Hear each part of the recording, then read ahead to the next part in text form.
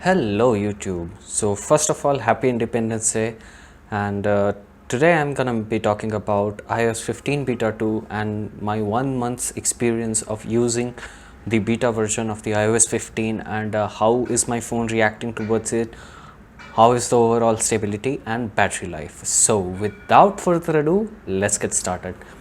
So first thing first, I would like to address the question like why exactly did I move to iOS 15 beta 2 instead of using a more stable version of iOS, which is 14.6 or maybe 14.7. I have not checked the latest update from Apple because I moved to beta. So the thing is that in iOS 14.6 I was having severe idle battery drain issue, and if you check out my this video in which I talked about why I exactly moved to iOS from Android, then the main reason is idle battery drain issue. Like in Android, I was experiencing an overall overnight battery drain of 20 to 22% on an average, and in iOS 14.6 I started experiencing the same level of idle battery drain, which is at 8 to 9 hours, nearly 20% of the battery was getting drained. So I went to the battery stats and checked, and the primary reason and the only reason for the idle battery drain issue was displaying Siri. And when I went into the settings, I just in order to double check, because I remember turning off Siri completely because I never used that feature. So when I went to the settings, I saw that everything was turned off. I went online, I searched for it, I researched, and after doing a reading, I came to know that in iOS 14.6, not just me but many users are experiencing Siri idle battery drain. I don't know, like this is some new kind of a bug which was being introduced in somewhere around iOS 14.5, but at that point of time the bug was not so severe, but in 14.6 it was a severe one. So I like people were talking about how Apple is supposed to release iOS 14.7 in order to fix these battery issues, but it was gonna take some time, so I was really not ready for taking that chance. So what I did was I looked and I saw that the beta 2 version is already out, and beta 2s are generally much stabler versions of iOS. So I just went on and first of all I just took a complete backup of the phone so that I could actually revert back to that state if something went wrong while doing an update to the beta version, because if you do not have a backup you cannot actually roll down the version of iOS. So that's very important to take a complete system backup before actually installing any beta software in your iPhone. So I went on to do a complete backup through iTunes, and after that I was just on with iOS 15 beta, and as soon as I updated, there were two decisions which I took. First one being that earlier, if you have watched my video, you can hear me speaking about that I do not use widgets in order to save battery. So this time I decided that I will use widgets. So I put the weather widget, the clock widget in my home screen, and the second decision which I took was that to not use low power mode, because earlier I was using constantly low power mode in order to get the most out of my iPhone, but now I just decided I will not use it and I'll see how the battery drain issue is. Surprisingly, the idle battery drain went to 0%, as you can see here.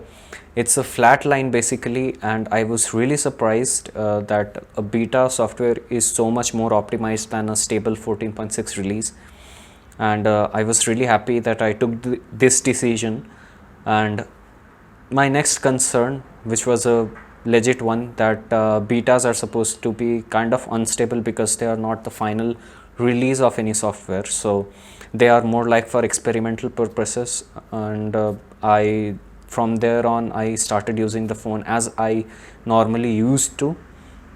I went on doing WhatsApp, I went on doing emails, I went on using Teams for my work, attending meetings from Teams and WhatsApp, Instagram, Snapchat, the regular social media stuffs.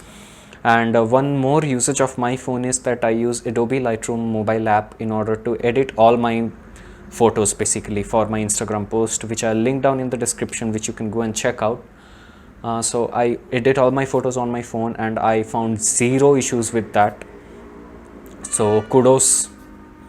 But there was one issue, because there always has to be one issue, and that was that whenever I used to open the Truecaller app, it was basically just crashing as soon as the app was launching.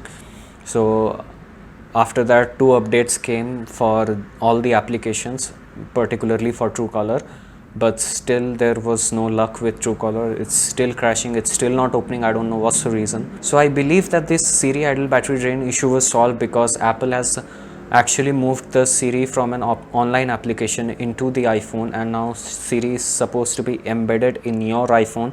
So maybe that's the reason that it's now not draining any battery. I am not sure 100%, but that's just a theory I have. The other thing is that the overall stability of the phone has been pretty much unaffected. The phone is neither overheating nor it has crashed ever. It has not failed on me. It's really performing normal as it should be. And my screen on time earlier was nearly 3.5 hours approximately on an average, which has now been boosted to 4 hours 15 minutes, 4 hours 20 minutes on an average, which is a pretty significant boost considering the fact that my battery health currently is at 74% because it's a really old phone. And I was also kind of excited about trying out the new features which were being introduced with iOS 15, which were being extensively discussed in the online community. But when I actually went into the phone settings in order to check, I found out that those settings are not present in my phone. So on further reading, I came to know that A12 Bionic chip is the baseline mark, after which Apple has given all the feature updates, and they have basically segregated the older phones into one section where they are not giving all the updates in order to preserve the overall user experience, so that there is no lagging as such. So I'll do a full feature comparison available in iPhone 12 versus iPhone 8 and in a future video, so please stay tuned to check that out. Apart from that, things are pretty nice, things are pretty smooth. There's one bug also which I noticed, that even if I keep the ringer volume at full, it dials itself down back to 50%. So whenever there is someone calling me, the ring is very low, it just automatically gets muted kind of. So that's another bug which is present. So apart from these 2 bugs, the phone is running pretty solid, and yeah, it's nice. So that's all for today's video. Thumbs if you like the video, a subs to the channel would be great, and it would really help me create more content like this. See you guys next time.